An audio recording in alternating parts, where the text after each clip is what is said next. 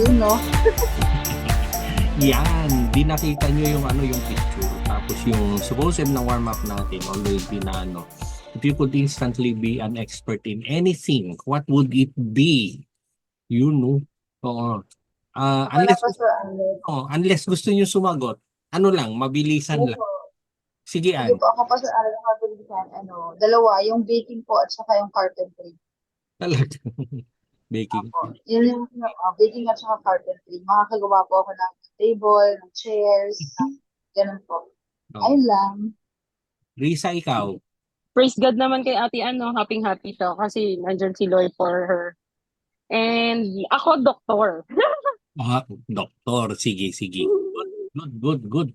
Sino pa nandito? Si Tita Do, si Teye. Ako, Pastor, Yes.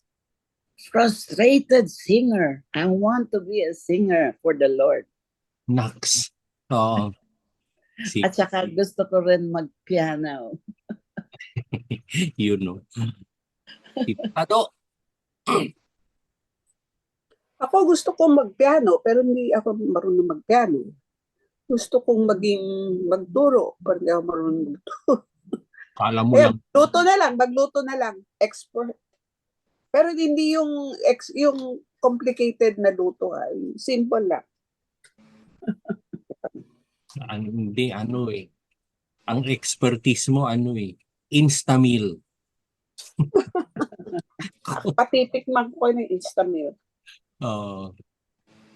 Patikman niyo kung ano yung Instamil. Ayun. So, Marami. parang yun, laksa mo. Titingin lang sa ref, alam na may ulam na. Yun po. Yun ang cook. Ako hands down, maging expert ako sa Hebrew. Reading, writing, speaking, yun. Anyway, sige po.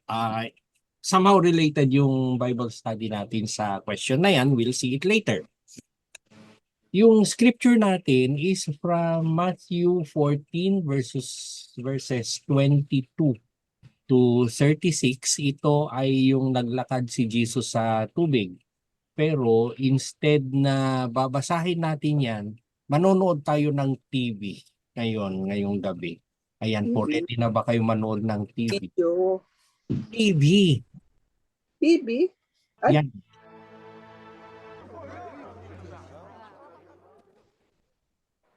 Yun sabi sa inyo, manonood tayo eh. Yung luma. Ayun, anyway, we are talking tonight about deepening our faith. For the next week, sabi ko nga since last week, we will be talking about faith. Yung skills that we would want to have. Yung gusto maging doktor, singer, yung mga sinasabi natin, carpentry, baking. Sana sana sa isang pindot lang expert na tayo. There was a time I was learning a foreign language. Tapos kung minsan naiisip ko, sana parang computer, I-download mo lang, tapos restart, pwede na, alam mo na. Yun. Paano kung sabihan ka ni Lord na mag-bake ka, paano kung sinabi niyang ganon, or magluto ka, or gumawa ka ng table, ito yung kahoy, ito yung tools. Same is yung mag-lead ka ng Bible study or share the gospel to somebody. Tanong kasi, when we receive instructions like those, mag-o-obey ba tayo? Or, kasi a default that we have is pag may inutos sa'yo, you look into yourself. You look into your resources. Titignan mo yung skills mo, yung education mo, yung social standing mo, yung bank account mo, and then you tell God that you cannot do it.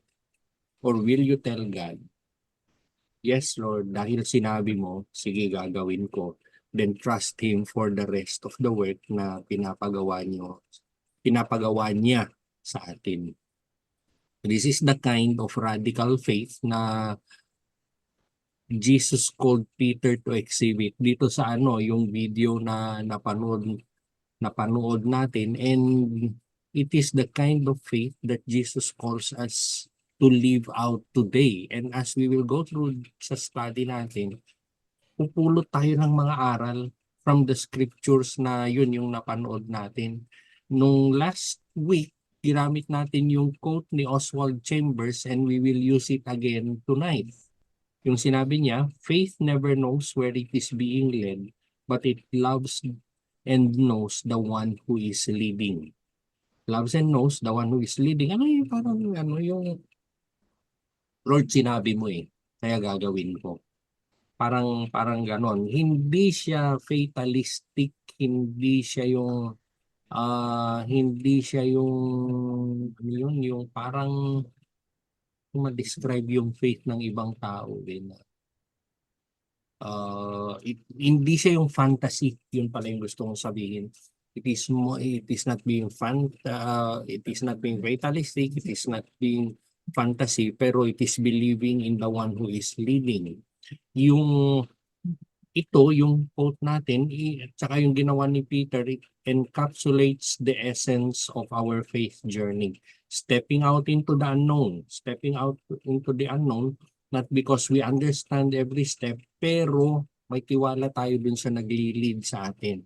If you definitely know na si Lord yung nagli-lead, sana hindi tayo mag-second thought. Dun sa pag-uusapan natin ngayon, sa Bible study natin ngayon, titignan natin, i-explore natin yung experience ni Peter.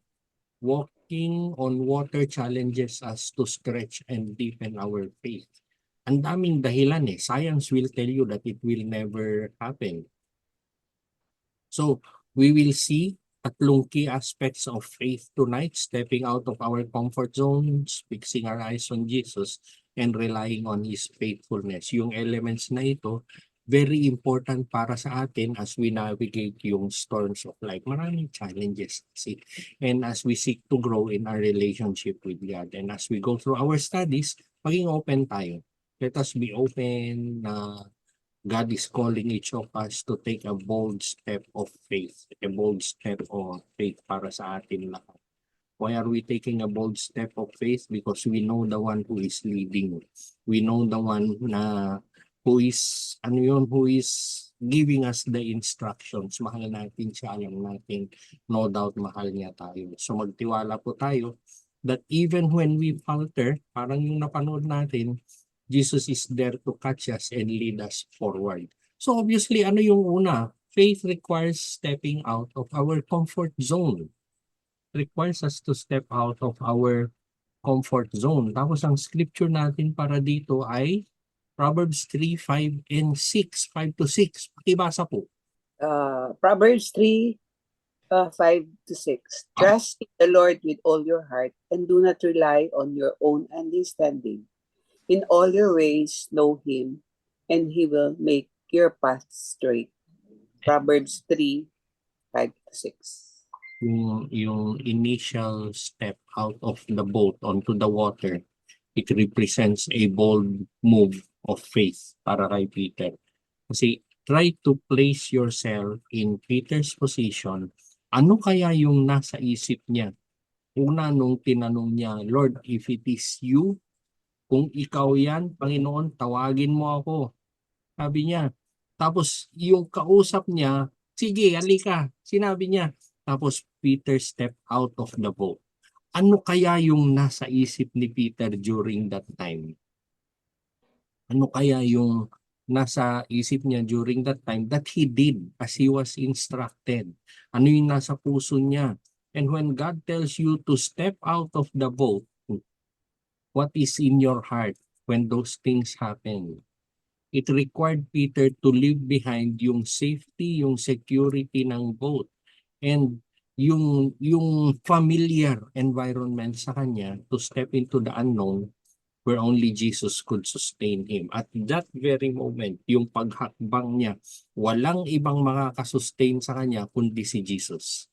Walang iba. Nobody could sustain him, si Jesus lang. And how many times si Lord sinasabihan niya tayo, step out of that boat, and during those times, during those specific times, we know na when we will obey, si Jesus lang yung makakapag-sustain sa atin.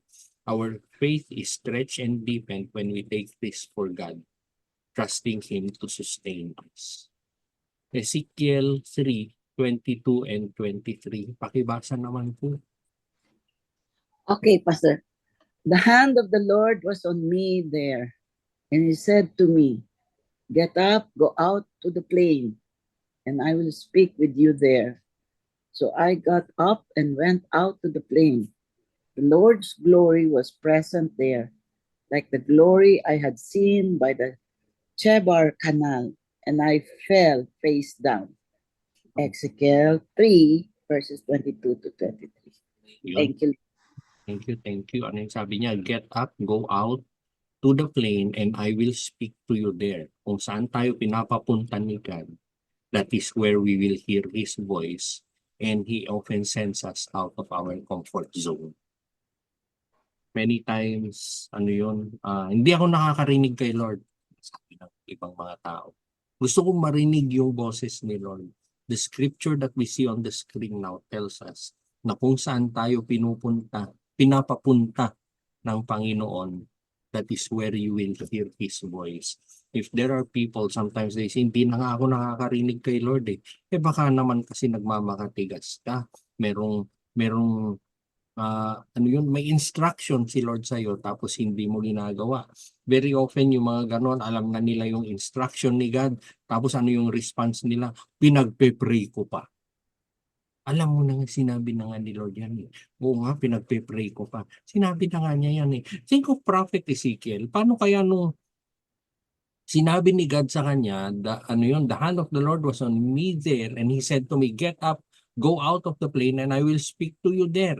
Tapos somewhere between that, yung word na there and verse 23, paano kung sinabi niyang pinagpe-pray ko pa, dinidiscern ko pa, hindi ko alam kung si Lord yun. Kung sinasabi ni Lord yun. Hindi eh. Daming sinasabi nila, alam na nila. People make excuses na pinagdadasal ko pa. They make prayer an excuse. And it should not be. They make it an excuse and it should not be. Sinasabi na ni Lord, ito na yung gawin mo. Ito na yung gawin mo. And then they tell you na hindi na ako nakakarinig kay Lord. Yung mga nagsasabi ng ganon. Pag tinanong ko, kadalasan, almost always, 95% of the time, people tell me, hindi na ako nakakarinig kay Lord. Yung next na tanong ko, ano ba yung last na instruction niya sa'yo? Kadalasan, hindi na ako sinasagot. Kasi alam nila, pagpipilitan, pinagpipray, ayaw mo lang gawin. Ayaw lang nilang gawin. Pero dito, ang clear nito, na kung saan ka pinapapunta ni God, doon kanya kakausapin. Tapos, the Lord's glory was present there. It is not only His presence, it is not only His voice, pero yung glory niya, the fullness of God. Mai-experience mo siya, maririnig mo siya. Maririnig mo siya. Do you want to hear God? Do you want to see, quote-unquote, God? Ask yourself now, saan kanya pinapapunta? Ano yung instructions niya sa iyo? Ano yung for the longest time sinasabi mo, pinagpe-pray ko pa? Hindi po. Hindi na pinagpe-pray yan. Sinabi na niya eh. Is He asking you to step out of your comfort zone? And how are you responding? Paano ka nagre-respond? Second na point natin ay faith requires fixing our eyes on Jesus. Obvious naman na yung scripture natin dyan ay yung Hebrews 11:2. Hebrews 11:2, fixing our eyes on Jesus, Tapos pioneer and perfecter of faith, and the rest of the scripture. Ano yung nangyari kay Peter?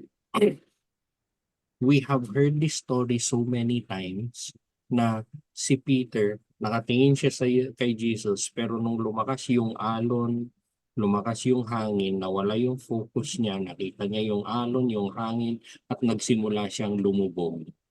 This teaches us the importance of keeping our eyes on Jesus, maski anong bagyo pa yan. Maski anong bagyo pa yan. Maski yung pinakamahirap at the moment of yung akala mo sobra-sobra na yung nangyayari sa'yo, na parang wala na si God, look for Him, He is just around you. Nandun po siya. Our faith is deepened when we focus on His power and presence rather than our circumstances. Ayun, may slide pala nun. rather than our circumstances. Nakafocus tayo sa Panginoon. Very familiar verse, pakibasa po. Nasa ko na lang po. Isaiah 26:3. You will keep in perfect peace those whose minds are steadfast because they trust you. Yun. Thank you, Ann. Alam mo yung, yung perfect peace dyan, yan yung Hebrew na shalom. So many times it is told to us na wala talagang full, accurate, precise na English translation ng word. So ito yon, yung perfect peace na yan. So it would be a good time for us to think na ano ba yung bagyo sa buhay natin which is distracting us now.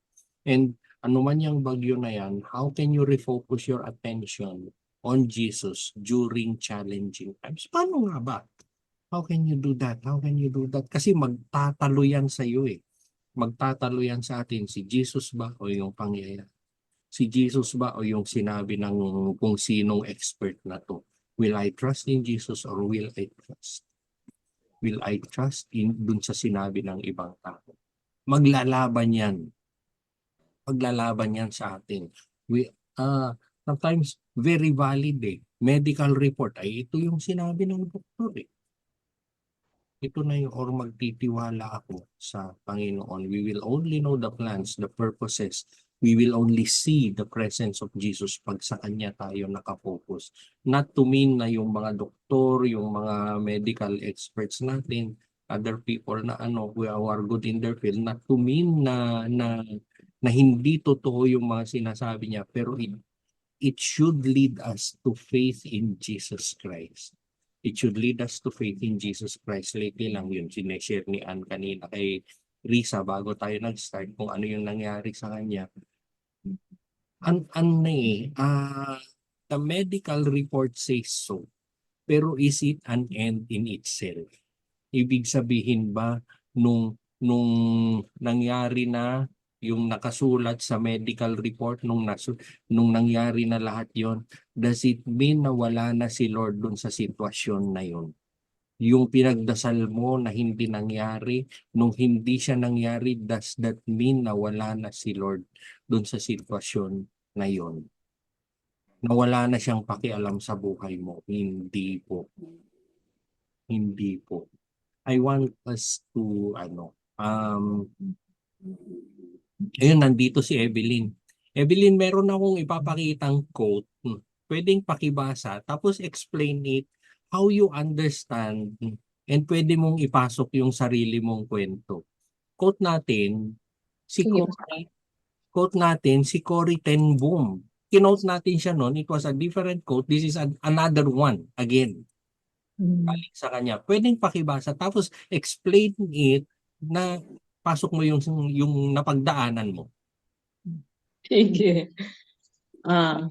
If you look at the world, you'll be distressed. If you look within, you'll be depressed. But if you look at Christ, you'll be at rest. Hindi naman lahat nakakaalam kung ano yung pinagdaanan ko nitong mga nakaraang mga na-diagnose ako with breast complex mass sa aking left breast. Totoo yung sinasabi ni Corrie ten Boom eh. Kung titignan mo at pakikinggan mo yung doktor, talagang nanginig ako parang. Pero nasabi ko rin sa sarili ko after nung marinig ko. Para bang binigyan ka na ng final hatol, parang ganun. Talagang madidepress ka, didistress ka. At kung titignan mo rin yung result within me, sa akin, madidepress ka din. Pero naramdaman ko talaga sa puso ko na hindi ako dapat ganito kasi napatunayan ko na eh. Naranasan ko na ang Panginoon. Sabi ko sa sarili ko, may nag-aano ba sa sarili ko na ibang-iba nung na-diagnose din ako noong 2016, ganyan. Pero hindi nga ganun ako kalapit sa Panginoon o hindi ako masyadong nagfo-focus sa Lord. Talagang iyak ako noon para akong pinagbagsakan ng langit at lupa. Yung sinasabi nila. Pero nito, parang hindi. May Diyos ako eh. Alam ko na hindi niya ako pababayaan. Yun lang ang hawak-hawak ko sa puso ko at saka sa isip ko, sinasabi nga ng mga kapatid ko. Eh hindi yan, wala yan. Dahil sasabihin sa'yo ng mundo, sasabihin sa'yo ng resort, ay, ano yan. Tapos, kaya ako, nag-consult ako ng ilang doctors. Nagpamamo nga ako, umayaw ako dun sa libre, dun sa Medicard ko. Dun ako nagbayad ako dun sa Asian Breast, kung sila yung specialty nila yan, dun sa Makati. Na hindi ako nasaktan. Okay lang yun, basta hindi ako masaktan kasi sabi ko may bukol na nga, ipitin pa. So, hindi naman ako nasaktan doon. So, nakita ko na lumabas na yung resulta. Nakakagimbal para sa isang makakabasa. So, tama. Pero pag tumingin ka talaga sa Panginoon, alam mo kung sino yung Diyos mo eh. Alam ko talaga, ramdam ko. Hindi.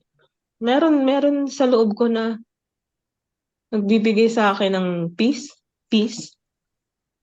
Although, sabi ko nga, hindi ko minamaliit yung mga sinasabi nila. Kaya humingi ako ng prayer, sa morning prayer, doon sa mga kaibigan ko din sa WOW, tsaka doon mga kapatid ko. Ayun. Ako yung ayoko magpa-biopsy kasi yung isang doktor sabi, huwag ka magpa-biopsy kasi kakalat yan. Sabi ako, nag-pray ako. Sabi ko, Lord, ang Lord pa rin ang kinonsult ko eh. Lord, dalhin mo ako dun sa doktor na yung ibibigay mo talaga sa akin. Aba, nung pinaliwanag niya sa akin na kailangan mong mag-undergo dyan. Hindi natin pwedeng tanggalin lahat ng suso mo kung benign yan. Kung kamag-anak kita, itong ipapayo ko sa'yo. True enough. Nagkaroon ako ng peace. Sabi ko, Lord, thank you ha. Tsaka wala na akong resistance, wala na akong go na ako. Ayun. Tama si Cory Ten Boom. At alam ko marami sa inyong naka-experience din ng Panginoon. Ayun sa akin, Pastor. Amen. Thank you. Ano yan? Hindi mo maku-question yung yung doktor kasi siya yung expert. Totoo. Oo. Pero through prayer nabigyan si Evelyn ng wisdom na magpatingin sa ibang doktor. Yun po yun. Napakagandang proof nitong pinag-uusapan natin ngayon. Ngayon, sinasabi kasi natin, fix your eyes on Jesus, get out of your comfort zone. Pero paano ba, ano yung key talaga para ma-strengthen yung faith natin? Yun yung next and last na point natin for tonight. Faith is strengthened through the faithfulness of Jesus. To emphasize, it is not yung hindi ito yung dahil nasa tama kang doktor, hindi dahil hindi ito dahil anong tawag doon, anything that we can explain it with that happens in the world. Nasa tama akong doktor, nagpagamot ako dito, ito yung in-advise sa akin nito, ito yung sinunod ko. Yes, those things will answer yung problem mo, yung bagyo mo. Pero above all of that, the overarching power above that is Jesus Christ. Bakit? He is faithful. Ang dali-daling kung hindi faithful si Jesus, ang dali niya sanang bumitaw. Ang dali niya sanang bumitaw. Ikaw ang dami mong pinagtatanong O sige, bahala ka dyan. Sana, Jesus could have done that. Pero He does not. Faithful siya. It is through His faithfulness that we are strengthened, not through any other means that we can think of. Alam nyo dun sa kwento na pinanood natin, Ang very often na nakakalimutan, di naglakad si Jesus sa tubig, nakita ni Peter, kinausap niya, humakbang siya out of the boat, nakita ang bagyo, naramdaman ang hangin, nagsimula siyang lumubog, sinagip siya ni Jesus. Tapos yung next na statement kasi in the Bible, when tinanong ni Jesus, why did you doubt? Tapos they stepped into the boat. Alam niyo yung nakakalimutan doon? Pagkasagip niya kay Peter, the time na sinabi niyang, why did you doubt? Naglakad pa sila sa tubig and they got into the boat. They got into the boat. Sana yun. Paano nakabalik si Peter sa boat? Naglakad ulit sa tubig. Naglakad ulit sa tubig. And every encounter natin kay Jesus Christ, every encounter that we have with Him, siya yung hahawak sa atin and He will make us do the impossible. And He will make us do the impossible and the impossible will happen in our lives. Bakit? Kasi faithful siya. Sana sinagip niya si Peter, o bahala ka nang bumalik dyan sa boat na yan. Ay hindi. Hindi. Sinagip niya si Peter, sinamahan na niyang bumalik dun sa boat. Once na sinagip ka ni Lord, once that He will see you through a situation, once you reach out to Him, He will take your hand and He will never let it go. He will never let it go. Ngayong gabi, mababagsik yung mga kwento na narinig natin, warm up pa lang mababagsik Inabot natin yung kamay natin sa Panginoon, tinawakan niya, but huwag nating kalimutan na hindi niya bibitawan yan. He saw Peter through. Binalik niya sa boat si Peter. Pabasa natin. Sinong gusto magbasa? Dalawang scripture. Ako na lang po, Pastor Alex. Yes po. 2 Timothy 2:13, if we are faithless, He remains faithful, for He cannot deny Himself. Lamentation, chapter 3, verse 22 to 23, because of the Lord's faithful love, we do not perish, for His mercies never end. They are new every morning. Great is your faithfulness. Yun. Thank you. Yung unang scripture ay napakatinding description ng Panginoon. Even if we are faithless, sino ba sa atin ang hindi naging faithless somehow, sometime sa buhay natin? Sino ba sa atin yung hindi nag-doubt sa Panginoon ever? Hindi. If we are faithless, He remains faithful. He remains faithful. Kahapon ito yung pinagpe-pray ko Ito yung pinagpe-pray ko napasabak ako sa isang meeting na akala ko masama na yung mangyayari. Ang dami kong kung ito yung mangyayari sa meeting, ito na yung gagawin ko. Sabi ko, yung ka-meeting ko hindi nakaporma. And I saw it as God's way of protecting me. He remains faithful. He remains faithful. Tapos yung His mercies never end. They are new every morning. May reset. Hindi nauubos. Hindi nauubos yung mercy ng Panginoon. Despite Peter's doubt and sinking, Jesus immediately reached out and saved him. Pero ang napakahalaga doon, nung malulunod na si Peter, siya yung nag-reach out, siya yung humingi ng tulong. Many people do not reach out to God kasi ayaw na nilang maniwala. Many people do not seek help from Him, they seek help elsewhere. Dito yung kwento natin ngayon, it tells us na during those storms, palubog ka na, walang ibang sasagip sa iyo. Nobody will, nobody can. Siguro meron temporary, pero bibitaw din yan. Pareho rin kayo malulunod. ito yung demonstration ng faithfulness ni Jesus, yung willingness niya to support us even when our faith falters. Even pag nag-doubt na tayo, maski nag-doubt ka na, basta wag kang bumitaw. Yung lagi kong sinasabi, may tanong ka, may galit ka kay Lord, may tampo ka sa Kanya, sabihin mo lahat sa Kanya yon. If He can take the cross, He can take all of those things from you. And definitely, He will always see you through. Nandun yung desire mo. Kasi inabot ni Peter yung kamay niya. He has the desire to be saved. As long as you have the desire to be saved, He will save you. Yung faith natin will always and always grow stronger when we experience yung faithfulness ni Jesus sa buhay natin.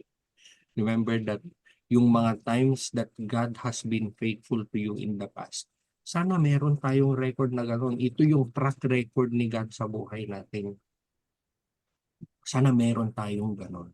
And ito yung magbibigay sa atin ng encouragement sa mga pinagdadaanan natin in the present. Last week, we were talking about yung mga experiences natin na napakabigat pero God saw us through.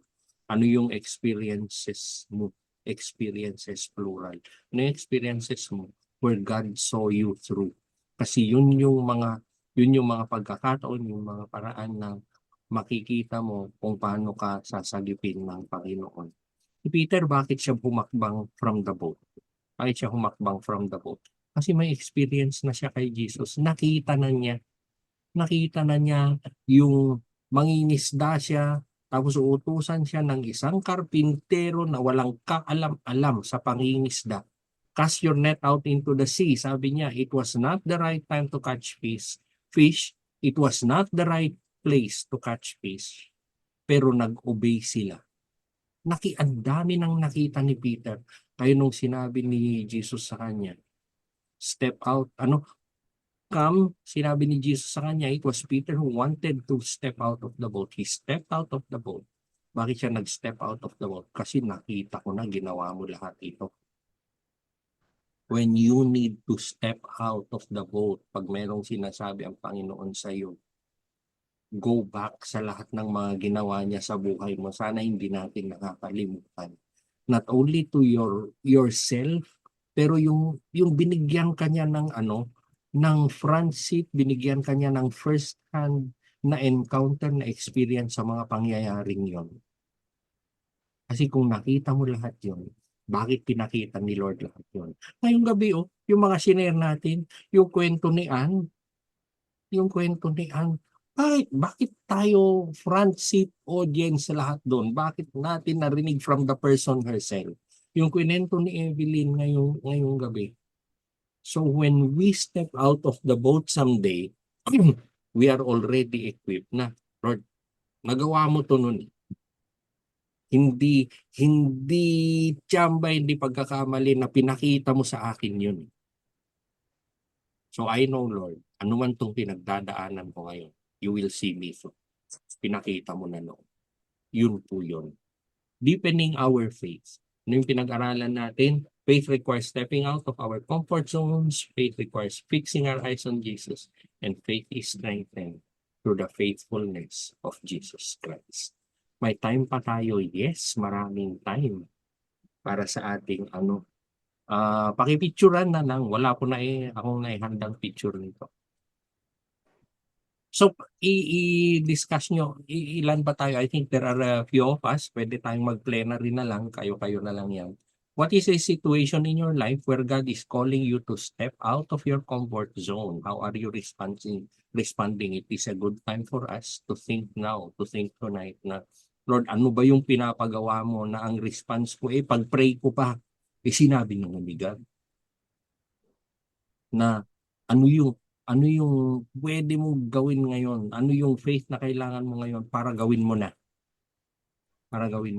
Tapos identify a specific distraction in your life and make a plan to minimize its impact on your spiritual focus. Ano ba yun? Ano ba yung mga things na ginagawa mo, things that you're interested in? Kumustahin mo yung araw mo from the time that you get up to the time na matulog ka ng gabi. Ano lahat yung ginagawa mo na Sana yun yung time, binigyan mo ng time ng Panginoon. Nagdasal ka, nag-devotions ka, binasa mo yung Bible mo.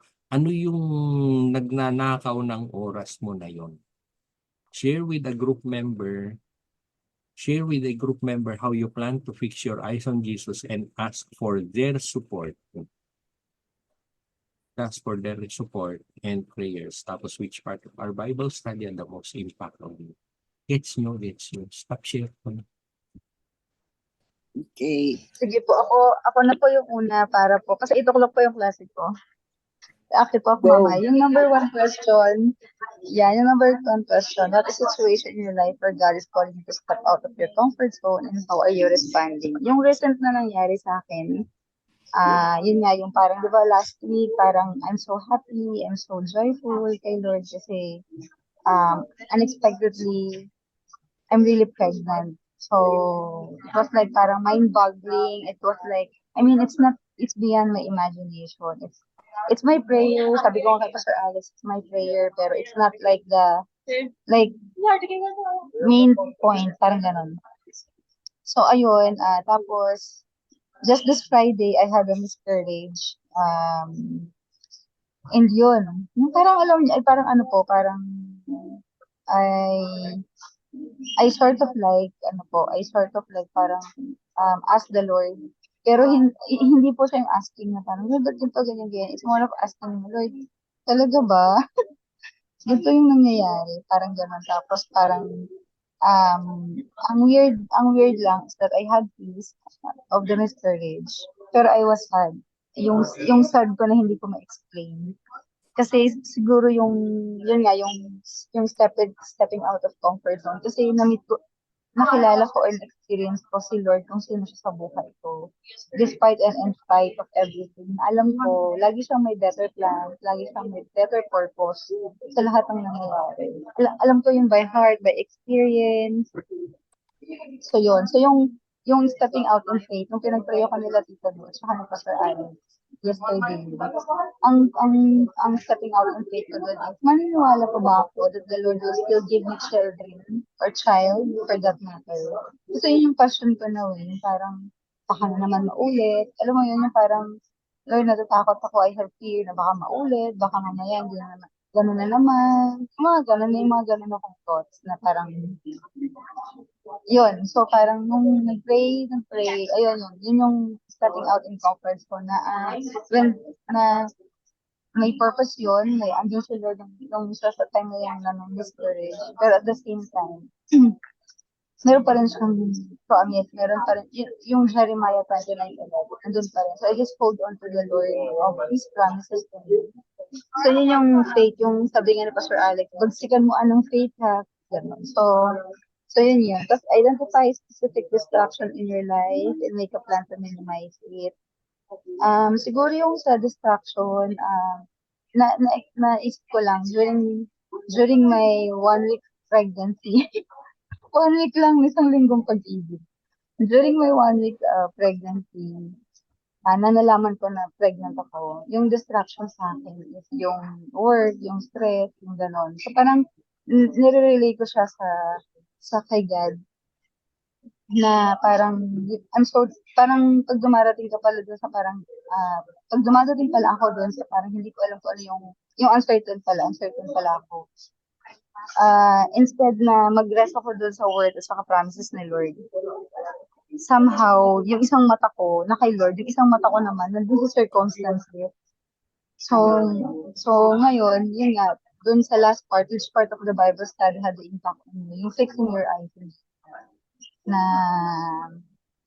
tawag dito, importante na napapractice yun, regardless kung ano, parang everyday dapat napapractice siya or daily napapractice siya. Kasi pag dumating yung time na yun na yung mayroong mabigat na challenge or may pinagdadaan ka, babalik ka lang din doon. Tapos, babalik ka dun sa word ni Lord at saka babalik ka talaga din sa kanya, din sa promise niya na hindi naman niya ako iniwan nung miscarriage. So, nandun talaga siya. Spiritually, andun talaga siya. So, ayun lang. Siguro it's more of like, No, yun nga, sinabi ko sa Ari ko rin, babagsakan ko lang ulit ang faith, ganyan. Yung kailangan mo lang talaga siya, practice, i-exert sa remind mo yung sarili mo kung ano yung ginawa nila sa'yo, ano yung mga promises niya. Tapos yun, mag-read ka ng word ni Lord. Kasi pag nag-read ka ng word ni Lord, meron kang peace and comfort. Kasi kilala mo yung God mo. So yun lang po. Ayun na po, Pastor Alex and everyone. Good morning. Evening. Good Ayun morning lang to you. po. Ayun. Sige. Thank you, Ann. Sino next? Sino gustong magsunod? Parang ako, Rico. Ako na lang. Sige.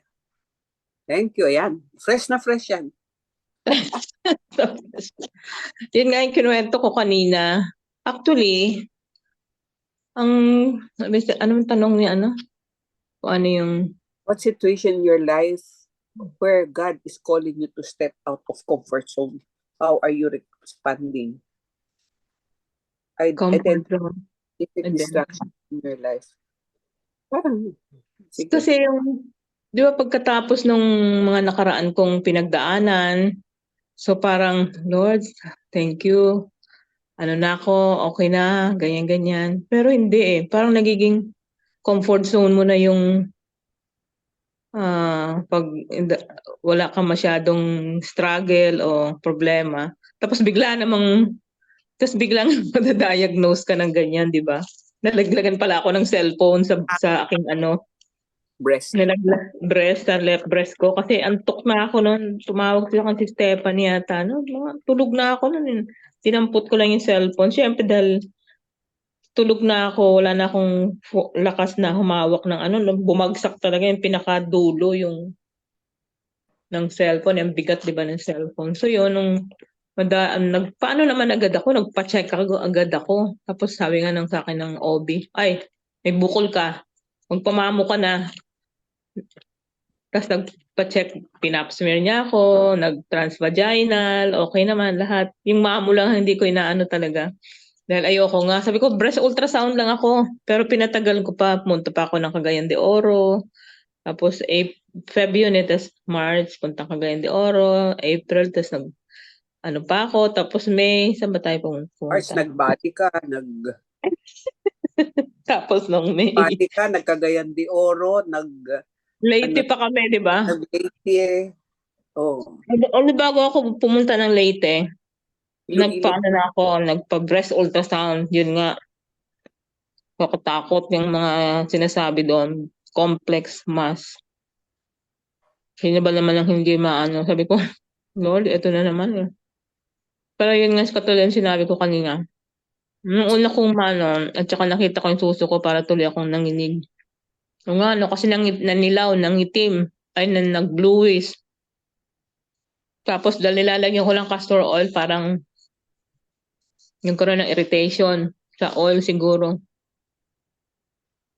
Tapos ayoko pa rin mammogram, kaya nga nag-pray ako, Lord, saan ba ako magpapamamo na hindi masakit? So yun, dinala ko dun sa Makati, dun sa Asian Breast Center ba yan? Dinala ko sarili ko, sabi. Dinala ko sarili ko, nag-drive ako. Pero hindi, nagpasama ako kay Nining, yung sa alalay ng ate ko. Para naman malakas-lakas ang loob ko. Pero sa ganun pa man, natuwa ako kasi hindi masyadong masakit eh. Kasi nga, parang kino-confirm niya yung breast ultrasound. So, naano pa rin ako. Tao lang naman ako na tatakot din, di ba? Bigyan ka ba kaya ng mga ganyang mga result sa laboratory na hindi maganda. So, nag-pray ako. Ako talaga sa Panginoon. Nag-seek ako. Thank you parati ako. Yung mga distraction ko naman, yung pagkagising sa umaga, pagkatapos nating mag-pray, ang dami mo nang gagawin kasi tanghali na minsan, di ba? Tapos, hindi na tuloy ako makabalik doon sa lalo na doon dito ako kay Stephanie. Doon sa condo, marami utos mother ko eh, nanay ko. Kaya lalo na pag kakain siya, gamot niya. So hindi na ako makabalik uli. Tanghali na, magluluto na naman uli ako for lunch dahil wala ngang katulong. Pero ganun pa man, pag nag-iisa na ako, yung parati ako nagpe-pray. Sinisik ko talaga yung ang ano ng Lord. Dahil alam ko naman malakas ang loob ko dahil sabi ko nga, Lord, laban mo to, hindi ko to laban. Sa lahat naman ng pinagdaanan ko, nandun ka eh. Yung mga yung mga imposibleng situation, no? Sabi ko nga, yung problema ko doon kay Jeff, yung anak ko noon, para akong bumabangga sa matigas na pader kasi parang wala akong makitang solusyon. Pero natutunan ko din na manalangin, mag-pray, at yung the rest, siya nang bahala doon. Kanya na yun. Ang Diyos na basta na ibigay ko na ang problema ko na ilip ko na sa kanya. Nahayaan ko namang siya ang department niya na yun. Sabi ko, Lord, ikaw na yung bahala dyan. Siya naman ang gagawa nun for me. Yun, magtitiwala lang. At ngayon nga, yung lakas loob na nagkaroon naman na din ako ng peace doon sa doctor ni Stephanie sa PGH nung in-explain niya sa akin. Kasi very sincere naman siya. Sabi nga niya, kung kamag-anak kita, ito talagang ire-recommend ko sa'yo. Dahil ayokong, kasi gusto yung isang doktor, gusto niya, total mastectomy, tanggal yung suso ko. Paano kung tinanggal ko yan at hindi naman yan cancerous, benign yan, di sayang yung suso mo. Yung sinasabi niya sa akin ganun. Kailangan nating masilip yan. Kahapon nga, hindi naman ako nervous eh. Ganun din. Kahapon sakit pa rin. Masakit yung unang tusok. 7 tusok ba naman? Tutusukan kang Pero nung nilagyan niya na ng anesthesia, hindi naman. At na-overcome ko yung sabi ko, pangatlo pa lang, Dok, 4 pa. Sabi ko, Lord, ang prayer ko naman ay samahan mo ako, Lord. Hawakan mo yung breast ko, pati yung heart ko na hindi ako matakot o totoo naman, hindi naman talaga niya ako pinabayaan. So, nagpapasalamat ako talaga sa Panginoon. Yan. Water lang pala yun. Oo, tubig. Sabi ng doktor sa akin na bata pa yun si Sunga, doktor. Ma'am, naman tingin ko neoplasm lang to. Pero syempre, isasubmit pa nila yung for biopsy. Sa laboratory pa rin. Tubig daw. At naalala ko di ba yung kay Aunt, naalala ko tubig din no? Mm-hmm. Yes, tubig din siya, tita. Anmeneses, Water din siya. Oo. Yes, wala pa po yung professor.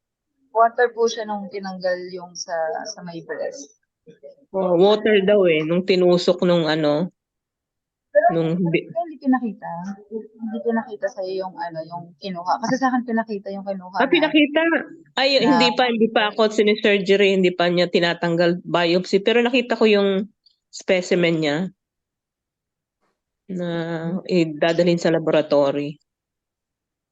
Ayun. Pinicture ni Stephanie, puro daw dugo yung gilid ng ng breast ko. Kasi nga dahil pagtusok ng kasi meron finish na parang tissue dun sa breast. Oo. Pero yung hindi po aspirate, yung parang tinanggalan ng water inside. Wala pa pong aspirate. Wala pa. Hindi mo na nag-aspirate. Ewan ko kung anong gagawin sa akin ni Doc. Opo, kasi pag kunwari, benign siya, tapos po yung water, i-aspirate siya. Parang magtutusok lang sila ng basta magtutusok lang talaga, kasi higupin lang yung water inside, tapos wala na hindi na, wala na siya, wala na po yung bukol, pero every 6 months yung check-up, kasi pwedeng magkaroon siya, parang hormonal change, magkaroon ulit siya ng water inside. Sa akin naman na trigger yun nagkaroon kasi ako ng nodule sa thyroid. sabi ni Doc, baka doon na-expose ako sa radiation. Radiation, ano yun eh, radioactive iodine yung tinake ko. Sabi niya, pwedeng galing doon, sabi ng doktor, yung nag-biopsy sa akin. Sige sila naman. Iba naman. Okay. Nasunod, sinusunod. Yan, si Risa. Ito pa pala, may dadagdag pa pala ako. Sometimes ang Lord talagang dadaling ka sa situation na talaga masusubok yung pananampalataya mo eh, no? Talagang, ewan ko ba, tatanggalin ka talaga sa comfort zone mo. Yun lang. Yes. Oo. Yun. Oh, Risa, pwede ka ikaw? Hello po. Hello Ay, po. ayaw na tuloy ng anak ko kumain. Nagpapakain na. Ano po, struggle ko, share ko po. Minsan nararamdaman ko parang ano, parang napo-frustrate po ako minsan. Na parang, alam niyo po yun, nakakaramdam po ba kayo or ako lang po na everyday, same yung ginagawa mo. Gigising ka, papasok ka, tapos uuwi ka, mag-aasikaso ka ng mga anak. Tapos feeling ko Parang sa sawang-sawa. spiritual life ko parang walang nangyayari. Parang hindi ako nag-grow. Na parang puro Thriving. focus ko family ko. Minsan kasi kapag iniisip ko yung sarili ko, ayoko eh. Kunwari, may bibilin ako para sa sarili ko, ay, bibili ko na lang sa mga anak ko. Kapag may nag-invite sa akin mga friends ko, yayain ako. Ay, hindi na lang kasi family day, Saturday, Sunday.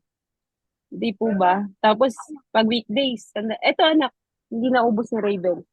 Pag weekdays naman, ay hindi, may pasok kasi ako bukas, tapos baka kaya ko ng mga anak ko. Yung mga ganun. And nagiging hindrance din yun.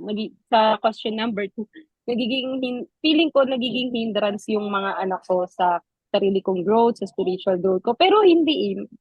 Masaya po ako. Pero may time talaga na parang iaano ka talaga ng kalaban. Naaano ka talaga ng kalaban na wala nangyayari sa buhay mo. Wala, paulit-ulit, repetitive, tapos wala kang growth, di ba? Yun po, yun yung ano ko. Pero ano naman, with God, with prayers, nawawala po yun. Gumagaan po yung pakaramdam ko after. Kasi sabi ni Lord, hindi naman habang buhay ganito. Lalaki din sila. And baka sa susunod nga, ano, hanapin mo na sila. Yung mga ganung bagay kasi hindi ka na nila papansinin. Kaya sabi ni God, enjoy mo muna. Kaya yun po. Kaya hindi din ako nawawala ng pag-asa and my joy in serving my family, being with them, kahit nakakaligtaan ko ng madalas yung sarili ko. Di po ba? Hindi ako nakakapag-ministry sa church.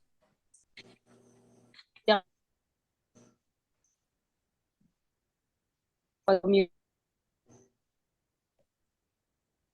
ako service and yun, tapos yung gusto ko po sa Bible study natin tonight yung nawalan si Peter ng faith pero sinalo pa rin siya ni God, ni Pastor Alex.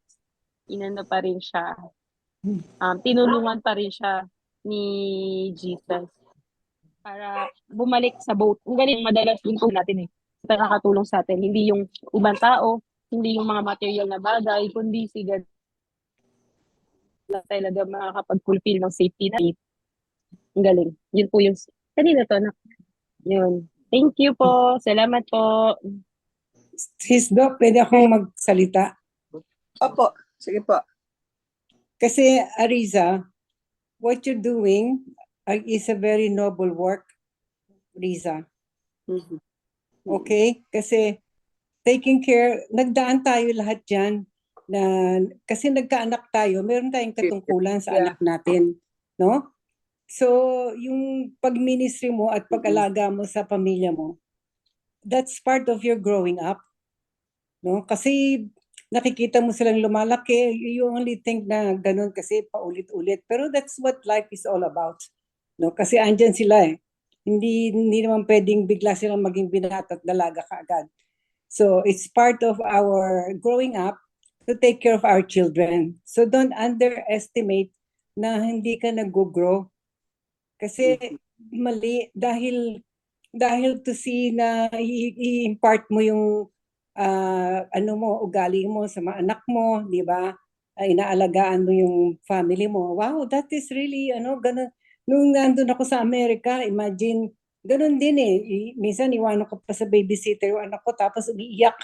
Di ang hirap na hirap akong pumasok sa trabaho kasi nakikita ko umiiyak siya eh, pero kailangan sa babysitter kasi wala akong kamag-anak sa Amerika, no? Nandun nandun ako tapos may problema pa sa marriage ko.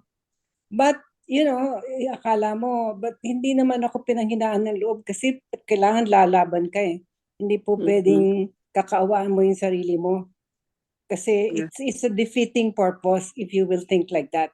You always have to think, yes, I will overcome this, kaya ko to, nagkaanak ako, responsibility ko to, na I have to give my attention to my children, na ganyan, kasi nilabas mo sila eh. Hindi naman po pwedeng gagawing hindrance sila sa'yo. It's not true.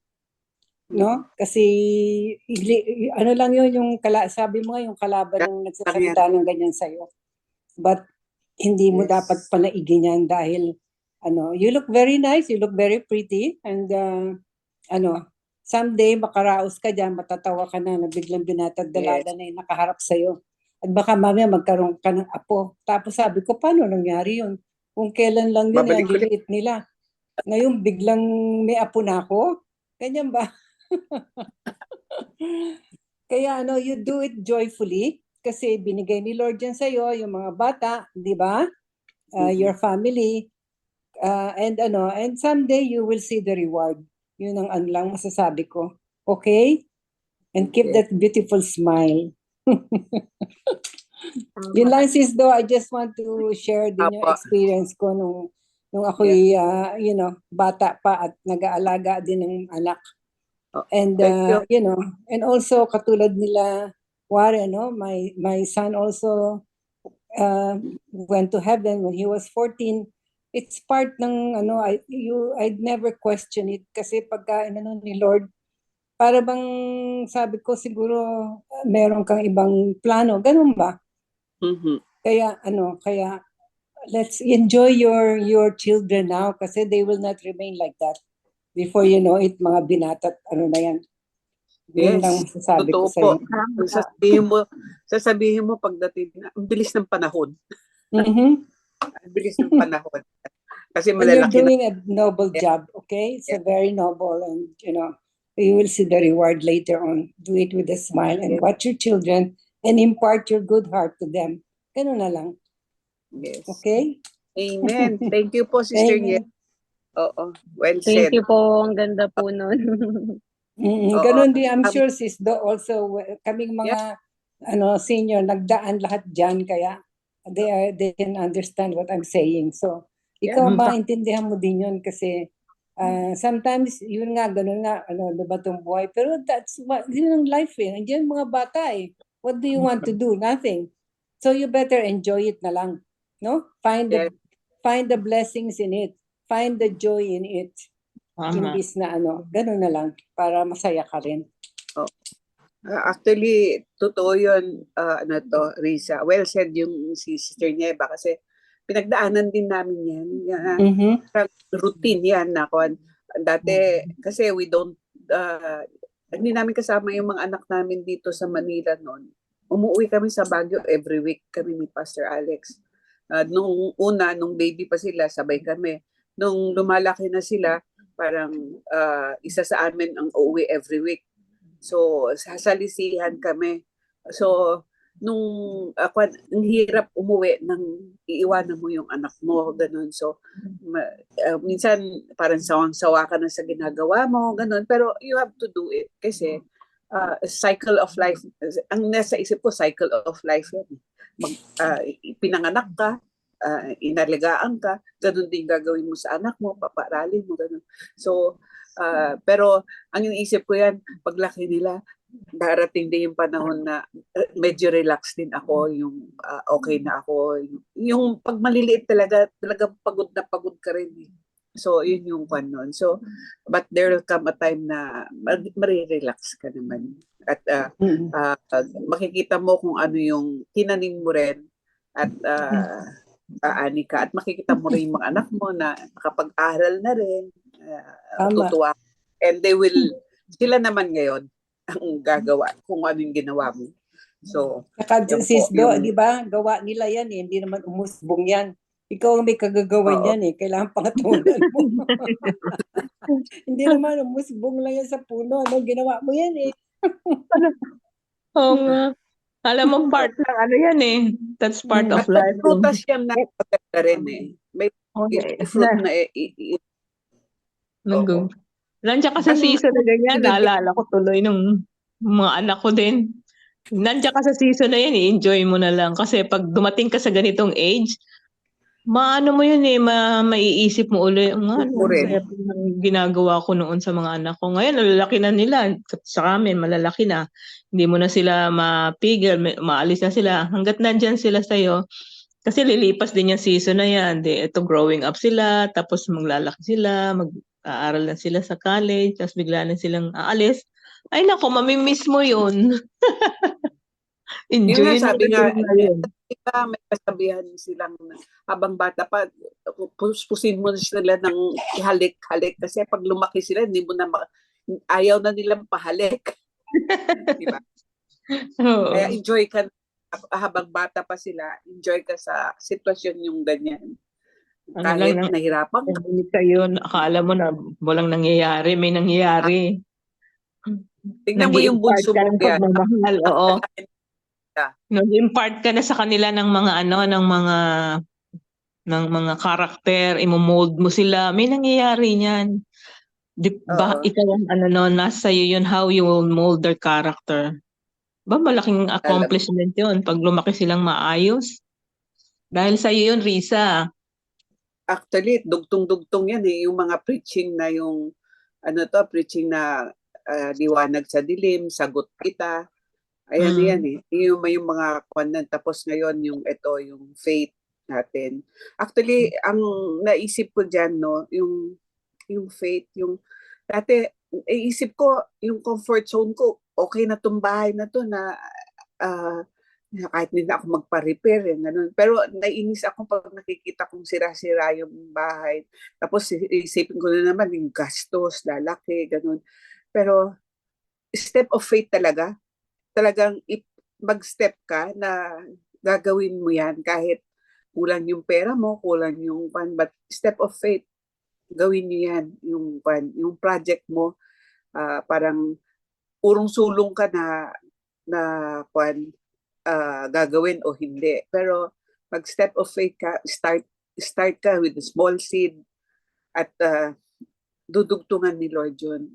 Kahit lumalaki yung gastos mo pag nagpapa-repair ka. Pero God will provide at matatapos mo yung project mo yan. Nakita ko sa pag-project namin dito sa bahay. At yun nga, naging maayos yung bahay, naging maganda kaysa yung dati. Ayun. So, yun yung tapos yung, alam mo yun yung tinatago mong mga hindi kailangan na itatapon mo. Parang nakakalinis ka ng mga bad character mo. Tinatapon mo, nag-declutter ka rin, ganun. So, may magandang din yan pag yung mag-step of faith ka, nalilinis ka rin.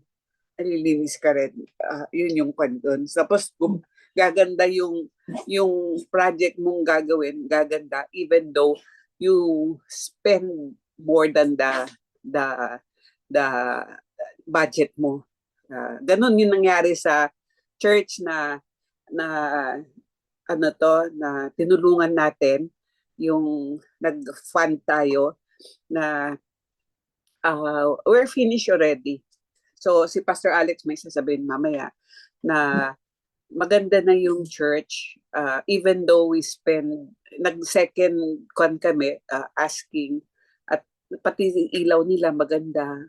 Tapos yung binigay din namin na tiles, kasi nagtanggal kami dito sa bahay, yung natanggal namin, diniclutter namin, binigay namin sa kanila. Ayun, naging children's church naman yung flooring ng children's church yon. So maganda na yung church, and there kukanbin si Pastor Alex doon. So yung step of faith na gagawa tayo, magpa-project tayong ganito, tapos pag nag-step of faith ka, may bibigay ni Lord, God will provide. Kasi yung naipon natin, kwan lang pala yun, labor plus yung additional expenses. Yung material nun, may nagbigay. So, praise God for that, na ang dami yung ceiling material na binigay. Tapos sa atin yung labor. Sa atin pala yung labor. Kasi ang kwan lang namin nun, plywood lang.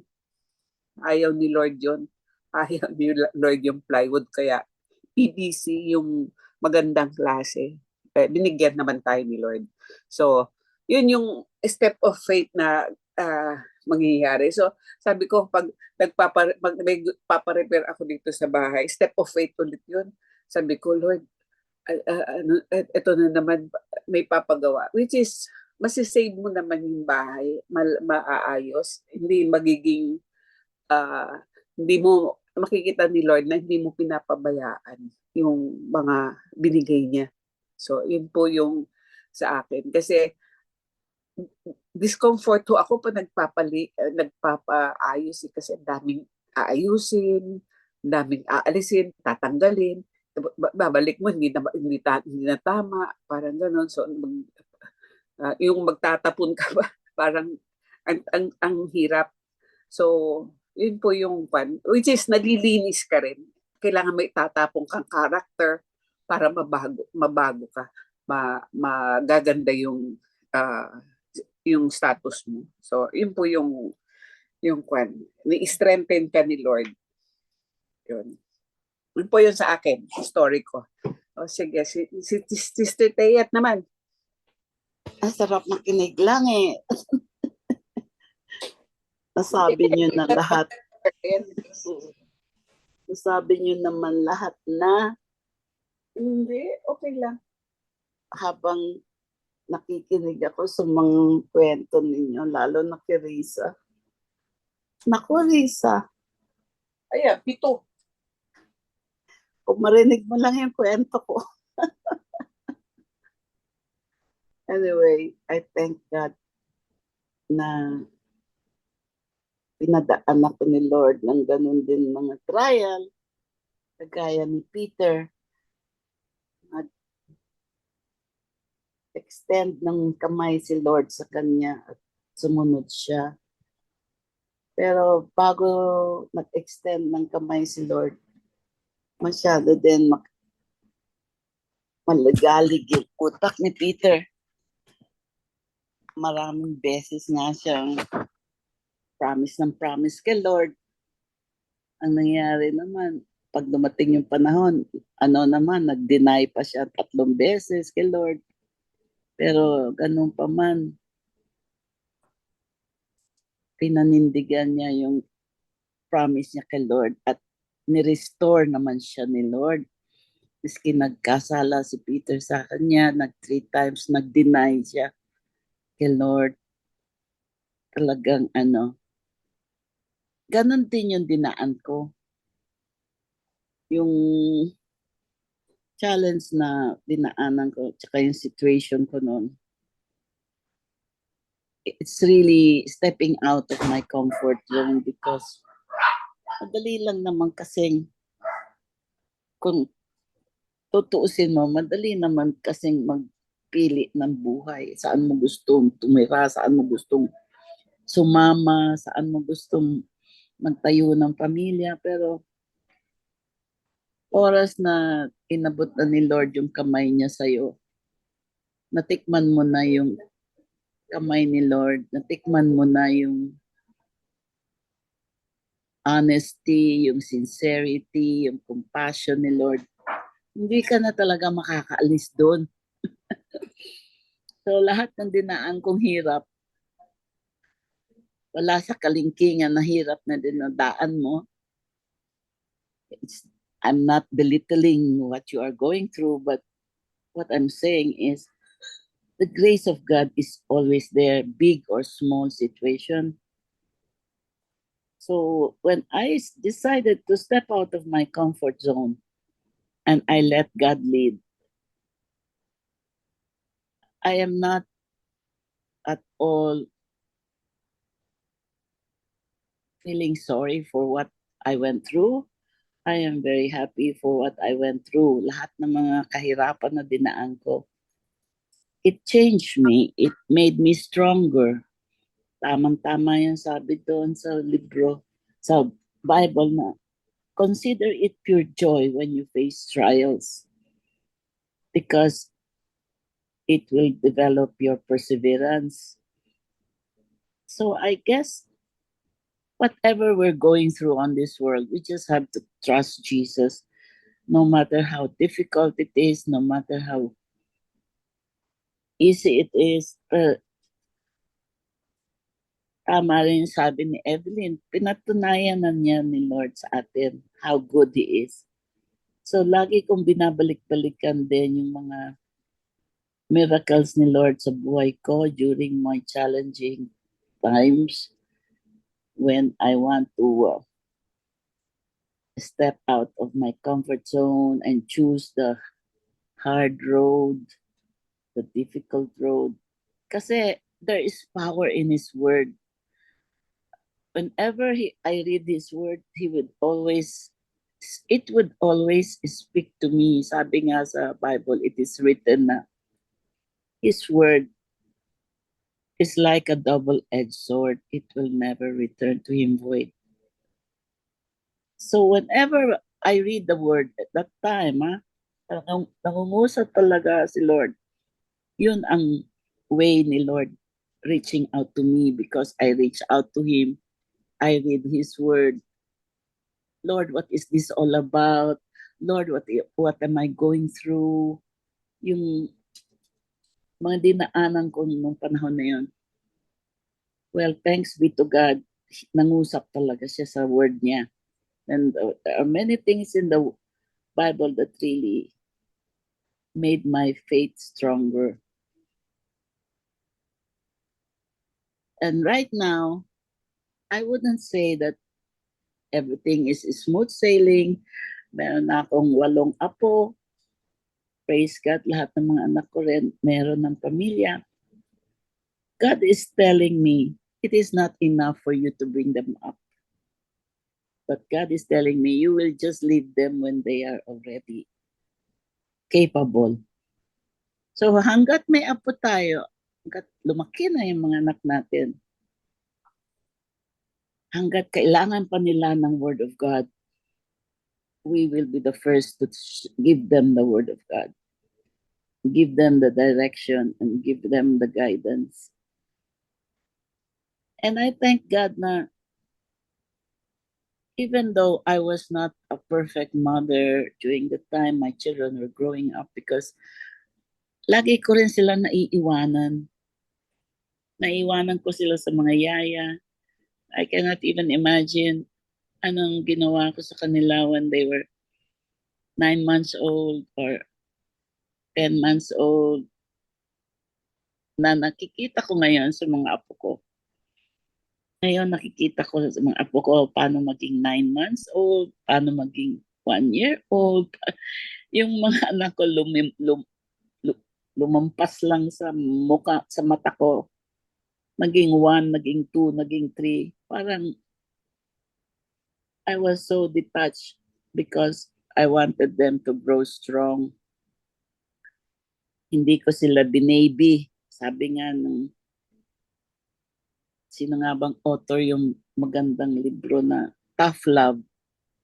Binigyan ko sila ng tough love because God put in my mind na these are your children but you will not be with them all your life. So you better make them strong. Yun ang nag-guide sa akin. So the only way I can make them strong is surrender them to the Lord and guide ko sila hanggat kaya ko i-guide. I made them strong, huh? The only way I made them strong is I let them make their mistakes. And when they made mistakes, I try to help them. When they come to me, maraming gulo. So, but thanks be to God, nadaanan namin lahat yun with the grace of God. Nadaanan namin yun with the, parang sine ba? Nanonood lang ako. Tapos I was trusting the Lord na i-reveal ni Lord sa kanila yung mga mali nila. Basta kung kagaya nun. But thanks be to God. Kasi that time, I was really holding on to the word of God. And there was a pastor who told me, the enemy is double timing you to take out your faith in God. So every distraction that enemy is trying to do to you just to get out your focus out from the Lord, he is trying to do. So just focus on Christ and speak the word of God to your children. So ganun ang ginawa ko. I fight the enemy. I learned how to do spiritual warfare. I fight the enemy when he's trying to attack my children, attack my life.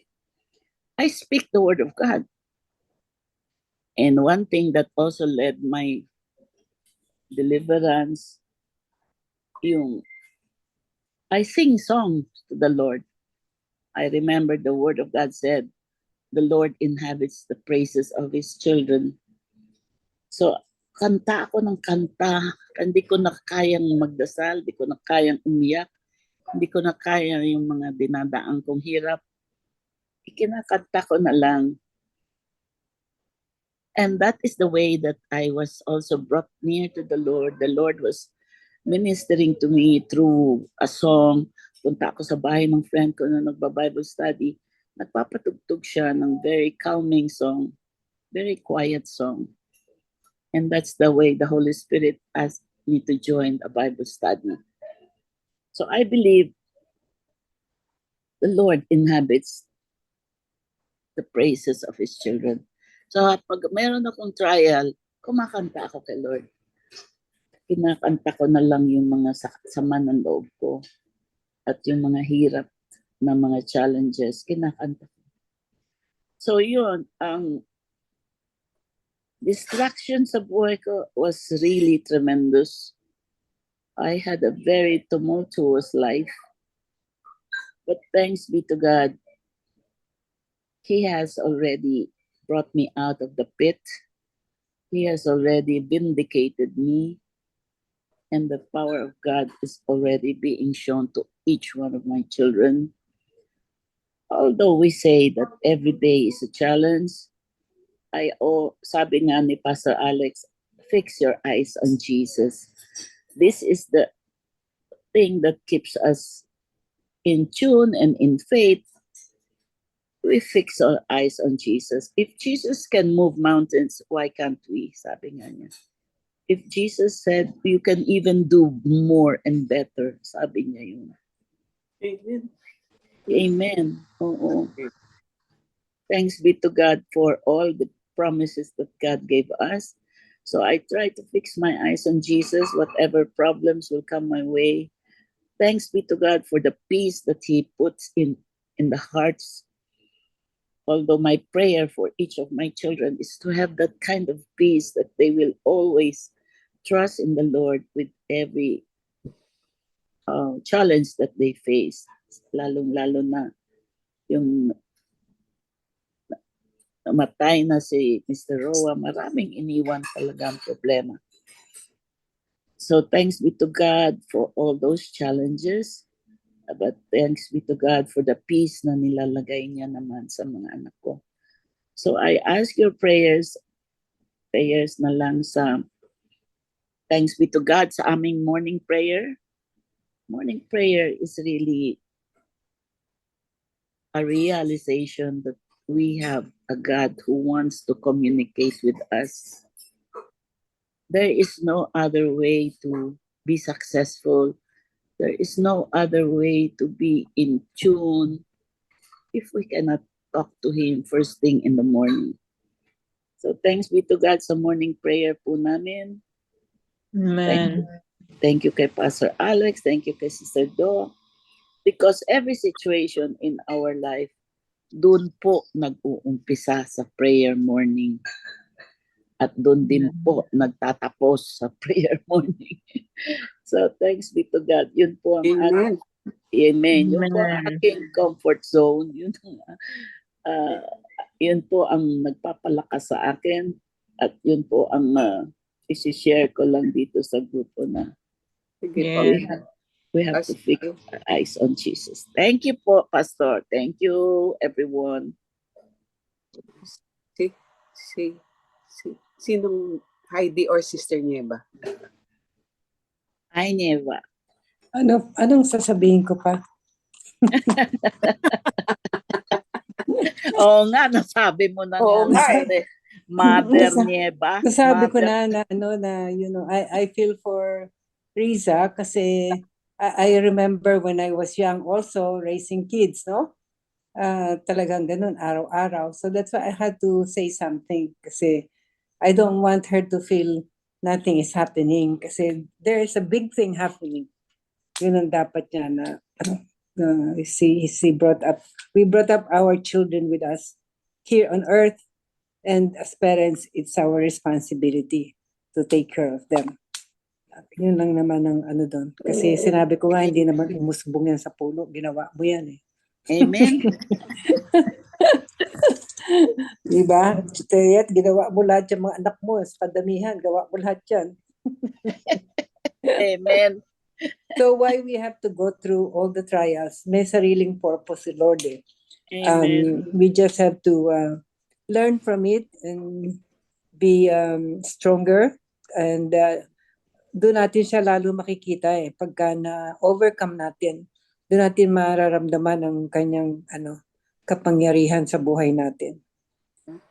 Si Risa, Hindi naman natin po pwedeng maligaya ka araw-araw kasi hindi mo malalamang maligaya ka kung di ka nalungkot. Diba? Dapat alam pa, nalungkot ka muna, tapos sumaya ka. Oh, ang saya ko ngayon. Bakit ka sumaya? Kasi yung lungkot. nagkaroon ng difference yung feelings mo, di ba? It's part of life. Yung kung mainis ka, matuwa ka, magalit ka, ganyan. Kaya kaya yung mga iba naman, gusto naman, mga marites dyan, alam mo na. Kaya Risa, we see ourselves in Risa when we were young. Tayong mga senior. Risa, yung age mong yan yung kwan kasi.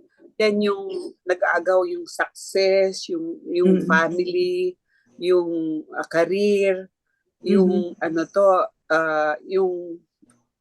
yan na yung age kasi na nagkumpul-kumpul eh. Yan yung may lumalabang ka na minsan nawawalan ka ng pag-asa, parang gano'n, parang may spiritual death ka. Huwag kang mawawala ng pag-asa. Yan ang una. Oo. Yung laban, hawak sa Diyos. Kasi find the joy. yan eh. Oo. Normal lang yung sabi mong yung ganyan din pinagdaanan natin. Bibili mo na lang sa sarili mo. Di ba? Oo. Maiisip mo pa yung anak mo. Ay, oo nga. Sige, Oo. ganyan.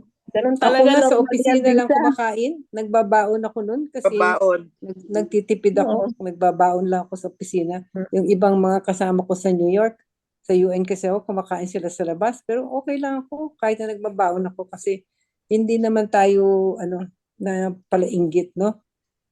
Pasalamat nga tayo, may makakain tayo kahit na baon lang. Tama. So enjoy your children, Riza. Oo. Nanay ka eh. Hindi ka nanay kung hindi ganyan ang pakiramdam mo. Si Heidi na, yan na yung si Heidi. Kaya mo, Heidi. Opo. Yan na. Parang ang sarap makinig eh. Ang sarap pakinggan ng mga O, diba? Ang sarap makinig. sinasabi nyo eh. Sabi ko, ayun. Good evening po sa inyo. It's magsi 6 o'clock na po dito. So, yung sa akin,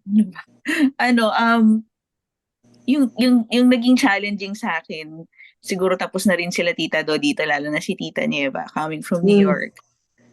Yun nga, yung step of faith ko na magmo-move na ba kami ni Anika ng sa one, kasi studio po kami to a one-bedroom apartment na syempre kinabahan ako kasi syempre magastos, mas expensive siya ng konti, a few dollars expensive dito sa nabayaran namin ni Anika. Plus I have to buy mga kama, mga ganon. Kasi furnished tong unang place namin. So, but the Lord is really faithful. Doon ko sabi ko nga siguro this is my season na I've never been so prayerful in my life. Ito yung time na talagang nakita ko yung dinala ko ni Lord na lagi talaga ako nagpe-pray. Parang ganon, yung dinala niya ako doon na I commune with Him because I have no one to talk to about, the things ngayon, this time. So, nakita ko yung importance talaga ng communing with the Lord, yung sa devotion, lalo na pag medyo na-anxious ako na ano bang gagawin ko, Lord. Talagang I really start my day na kailangan ko basahin yung Bible ko or kapag hindi ako makakoncentrate sa work, I really open my Bible and ask the Lord to help me. Yun talaga, Lord, what do I need to do? Yun talaga yung mga exact words ko. Kasi pag kay Lord naman, pwedeng maging ikaw eh. Hindi mo na kailangan ayusin yung words mo. Yun. Tapos, ngayon, I nag-volunteer kasi ako sa prayer ministry ng church where I go to. So, I pray for people kapatapos ng service, I go to the front and then yung mga tao, if they needed prayers, they come to you. So, it gives me joy. Kasi for a while, parang na-stop ako doon. With the things that happened sa Philippines before coming here, parang feeling ko na shutdown ako with mga nangyari sa akin before coming here. Feeling ko na shutdown ako and I think those were the things na medyo nag-hold back sa akin to continue what I needed to do. So ngayon, parang kumbaga I'm different. I felt na-realize ko I'm different nung nandito ako. I don't usually do yung mga ginagawa ko before. And I think the Lord wants me to continue doing kung ano yung talagang ginagawa ko before. And I'm slowly doing that. Dito kasi parang kinakabahan ako na hindi ko alam yung culture, yung mga ganun po. So but now I have to, I felt like the Lord is prompting me na you have to continue what you're doing. Opo. You need to continue praying. You need to continue connecting with people. Actually, I have a life group pero hindi naging consistent yung pag-attend ko. Pero recently, nakikita ko na I have to connect with them. I have to meet with them. Parang ganun po. I have to. Kasi in a month, parang twice lang ako nakaka-attend or once, ganun. But now the Lord is really pushing me na you have to connect with them. You have to join them. You have to share. Yung ganun po. And then yung sa prayer, kasi parang noong una, pero I also realized the Lord is really, telling me to do that. I really pray before like nung Sunday, naka-assign ako to pray for people. And that week, I just prayed the whole week na Lord, empower me. Lord, ganito, help me. Lord, I pray na kung sino yung punta sa akin, feel your presence. And I saw myself na, I'm doing it. Parang I'm already preparing myself. Parang ganun po. Kasi before, nung coming here, I don't do that. Kasi parang feeling ko talaga na shutdown ako ng, I don't know, na shutdown po talaga ako with what happened, mga nangyari nung ano. So, the Lord's giving me the confidence this time to get out of my comfort zone na tama na, stop na. That's not from me. You have to do what you needed to do there. Hindi ka lang nandyan para mag-aral or hindi ka lang nandyan para ganito ganyan. You have stuff to do. So yun po yung ano ko,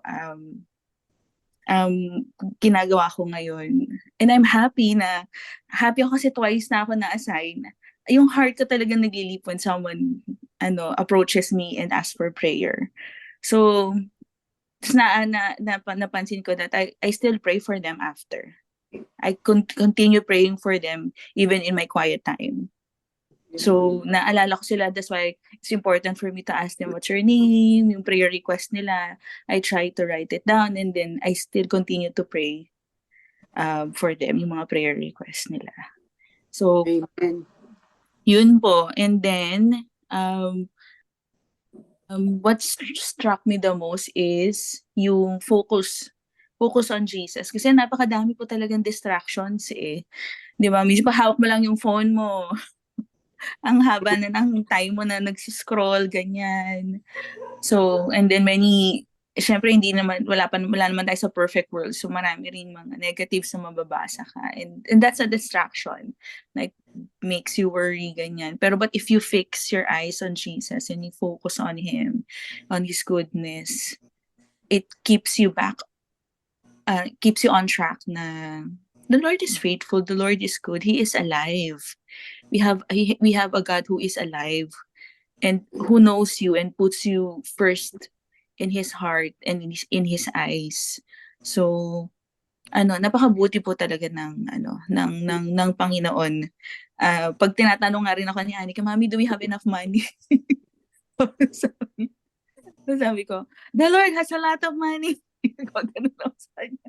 Tatawa na lang siya sa akin. So, because yun nga po, it's also difficult being away from home. This is not our comfort zone, but the Lord is making it because He is with us. His presence is enough. Yun yung contentment ko. His presence is enough. Basta as long as I have the presence of the Lord wherever we are, whatever we do, kami mag-ina, I'm good. Yun lang po. Thank you. Yun. Di ba merong ATM, no? Di ba, no? Noon, pagka kailangan ng pera, kumukuha ko ng pera sa ATM. Kaya minsan pag wala kaming pera, sabi ng anak ko, let's go to the machine, no? There's plenty of money there. Nag-withdraw nga po ako ng nag-withdraw ako ng pera kasi kailangan ni Anika ng cash. Nasa campo kasi siya ngayon. Tiningnan niya yung resibo. Tiningnan niya kung magkano yung pera ko. Natawa na lang ako. Ganyan yung mga bata. Akala nila yung ATM. Magic. Yun. And coming to think of it, di ba ganun naman, yung growth in faith, sabi nga si Jesus ang beginner and perfecter of our faith. And yung fellowship na binibigay niya, fellowship of the believers, yun yung one way niya of building our faith. Kasi, pag binalik natin sa kwento ni Peter, we criticize him, we look down on him, people say na nakikita nila yung pinanghinaan siya and everything, pero something that we might be forgetting is the other 11 apostles. Nandun sila sa boat. Ano kaya iniisip nila during that time? Ano kaya iniisip nila? Naku, si Raulo tong Pedro na to. O ano-anong hinihingi niya. Tapos nung naglakad siya sa tubig, ano kaya yung iniisip nila? We may be criticizing Peter. He might have committed mistakes. But out of the 12, he was the only one who walked on water ever. Siya lang yun eh. So, would we rather walk on water and reach out to God whenever we drown, or will we only be spectators? Will we only be spectators? Doon yung situation na yon, yung pinag-usapan natin, sino doon, out of the 12, ang talagang nag-glorify kay God? Sino yung nag-glorify sa Kanya? It would be worth for Yung us. maraming trial. Oo. Oo. And precisely kung ano yung sinishare nyo ngayon. Ano alam nyo, one thing that I was doing nung nagsishare kayo, I was thinking, what if you stayed in your comfort zone na lang? What if you stayed in your comfort zone? Magpalaki ng bata, hindi na, pabayaan mo sila o ibigay mo sa iba, palakihin ng pabayaan mo sila. Hindi maliit yung bata, hindi na lumaki. Lumaki. So, what are we talking about? When we talk of faith, sometimes we look at it as an attribute sa isang tao na, uy, ang laki ng faith niya, lakas ng faith niya, nakakaingit yung faith niya, yung mga ganon. Pero let's understand, I hope we understand tonight na faith is not a static attribute. Hindi po. It is a dynamic journey. It is a journey of growth para sa atin lahat. Parang si Peter, sumablay man siya. He might have faced moments of doubt. Pero nandun lagi si Jesus. He was always ready to reach out and lift him up. Jesus is always ready to reach out and lift us up. Basta hilingin natin sa kanya. Yesterday, I was talking to two church leaders. Tapos sabi ko nga, next to Jesus Christ, ang paborito kong character sa Bible ay si Peter. Bakit? Kasi anong kinalayo niya sa atin? Unlike the others, ang gaganda ng mga kwento ng buhay nila. Ang ganda ng kwento ng buhay nila. Yung iba, heroes talaga ang dating. Not to mean that they're bad, not to mean that they're nothing. Pero para sa akin, si Peter kasi relate tayo sa kanya. Relate tayo Tayo tong nag-doubt, tayo yung Tapos nung sablay naman, tayo rin naman yung inabot din natin yung kamay natin sa kanya. And I hope we can always do that. We might fail, we might falter, but God is always faithful. As we step out of our comfort zones, we can fix our eyes on Jesus. There was a book. Kalimutan ko kung sino yung author na nagsabi na the most dangerous place that you can be is in your comfort zone. Because you will forget everything. Tatamarin ka. Sobrang comfortable ka na eh. And ito na-share namin ni Doe. There are people that we talk to na talagang sasabihin nila, okay na ako dito. Okay na ako dito. Ayoko nang dagdagan yung faith ko. Ayoko nang okay na ako dito.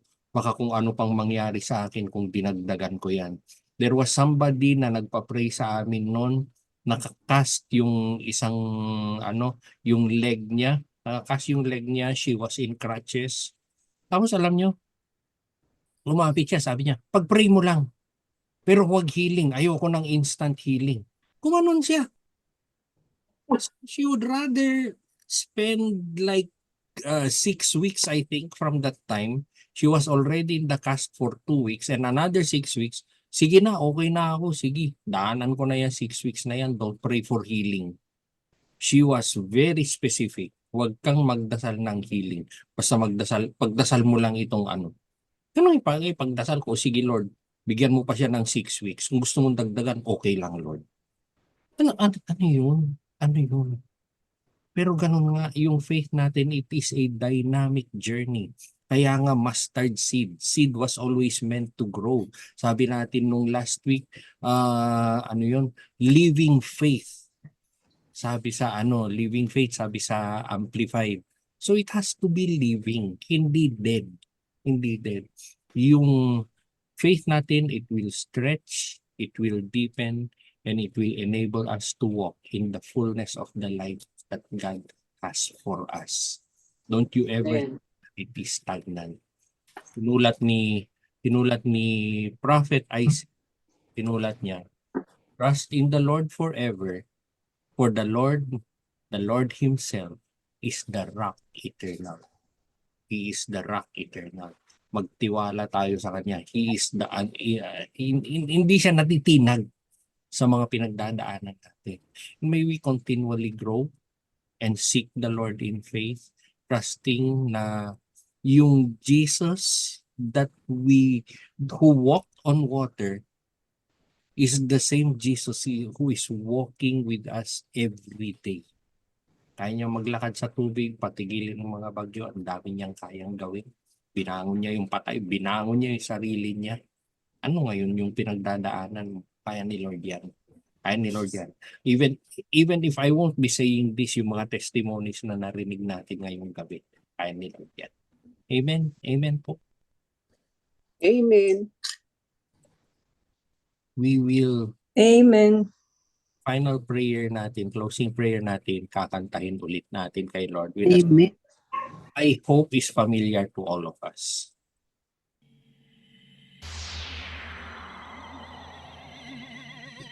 May sound naman.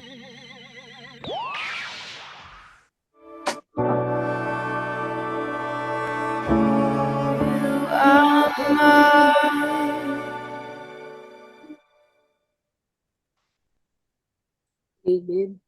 Thank you. Amen. Picture. O magpipicture tayo. Meron lang akong isi-share ng konting-konti.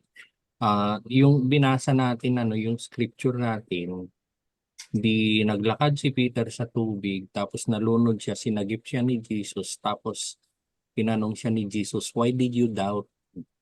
Sabi ni Jesus. Very often, when that is interpreted, parang disappointed, galit si Jesus. Hindi po. Hindi siya galit, hindi siya offended. Doon sa original na pagkasulat ng Bible, it was a message of concern. Parang kino-comfort niya si Peter. Hindi, there are times na sasablay tayo, pero hindi magagalit si Jesus. Hindi po siya magagalit. Yung why did you doubt is a message of concern, and the same thing para sa atin. Parang yung ibig sabihin ng message of concern, yung unang-una hindi siya galit, tapos parang it is something that is telling Peter na let's start all over again. Kasi kung hindi ganon, kung galit talaga si Jesus, iniwan niya sana si Peter. Bahala ka. Maglakad kang mag-isa mo dyan. Ginanon niya sana. Kaya nga very important yung time na kinakausap siya ni Jesus hanggang nakabalik sila sa boat. Kasi pinapakita ni Jesus yung love niya, yung concern niya, yung grace niya. And the same thing for us. Amen. Amen. Amen. Yung Conlex, July 14. July 14. Kung sino po yung available, sana sumama kayo. Punta tayo sa pinagpipreach ako sa morning service ng Compres San Mateo. Yung Tayo sa San Mateo. Yun yung church na tinutukan natin. binigyan natin ng siling. Oo, binigyan natin. Sana maka-join kayo. Siguro kung na lang, Morning. pag tignan natin kung may pool, anong tawag doon? Carpool. So, either carpool or kung sana merong van or ano. Ayun. Sige, ikon na lang yung invitation. Oo.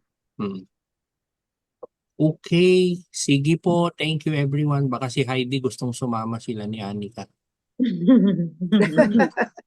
Thank you Baka po. kung nandiyan kami, sasama kami. Sama po kami. Sana makasama sila sila Ijo at si Joby. Is it up or you cannot? Yun po. Sige. Sabihin ko po. Ay, sige please. Thank you everyone. Tuwan-tuwa si Risa. Ano pong time Basta. yun? Ano pong time? Magme-message na lang po kayo sa sa Sige, group? sige. Oo. Okay. Anuhin ko si Sige po. Pastor Buddy. Sige po. Sige. Thank you. Picture na tayo, Pastor. Ano yon? Picture na tayo. Oo, picture. Hindi pa. Hindi pa na picture.